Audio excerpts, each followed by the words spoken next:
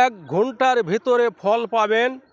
আপনি যে নকশাটা দেখতেছেন, সুন্দর করে একটা মাটির ঢাকনার উপরে এই নকশাটা লিখবেন।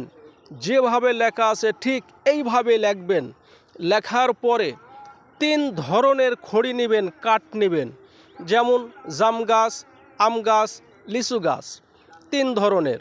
এরকম যে কোনো যত প্রকার গাছ আছে 3 ধরনের গাছ নিয়ে আগুন জ্বালাই দিবেন আর ঢাকনাটা আগুনে তাপ দিতে থাকবেন।